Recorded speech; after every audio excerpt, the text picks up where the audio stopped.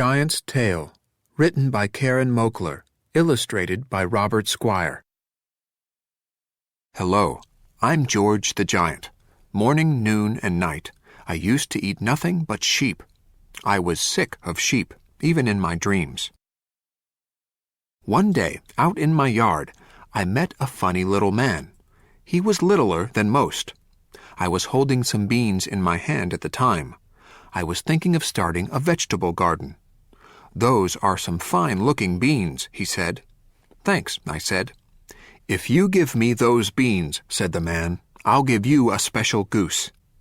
"What's so special about her?" I asked. "Wait and see," said the man. "But know this, George, she'll cure you of sheep." He knew my name. I'd had it with sheep. I traded the beans for that goose and returned to the castle. I set her on the kitchen table. "Now, goose," I said, "do your stuff." The goose just looked at me. "Pretty please?" I said. Nothing. "Razzle-dazzle me," I said.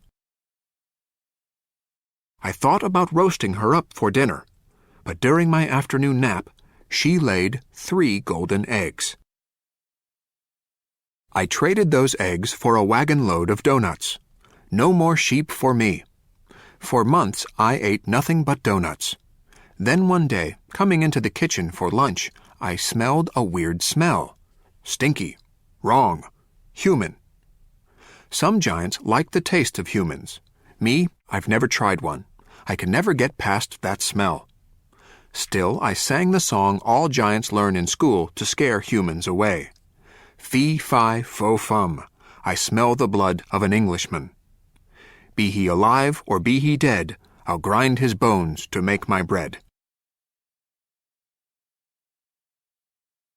I sat down and ate some doughnuts. Then I took my nap so Goose could lay more eggs. Suddenly, I woke to that human smell. I saw a boy grab Goose and tiptoe away. I shouted and chased them. The boy jumped onto a beanstalk I'd never noticed before. He and Goose dropped into a cloud. I was halfway down after them when I heard him shout to his mom for an axe. The beanstalk toppled. I fell from the sky and landed with a crash. Ow, wow, wow, wow, wow. The boy and his mom stepped forward. We argued a bit. His mom looked from me to Goose to the boy, Jack, and back again. I looked at my leg. It was broken.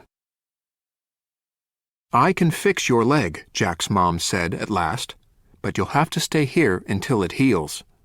"Then what?" I said. "How do I get back to my castle?" Jack pulled a bean from his pocket. It looked just like the ones I traded to that funny little man.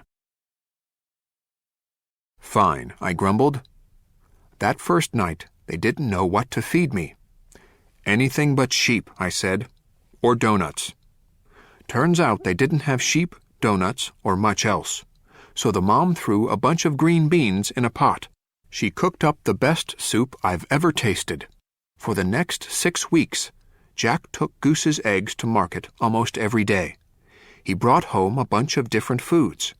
Jack's mom cooked and cooked. By the time my leg was healed, I'd had some of the best meals of my life. Now Goose and I are back at the castle. But Jack's mom is teaching me how to cook. When we visit, Goose always lays them a golden egg. And when we sit down to dinner, we all enjoy a bowl of green bean soup.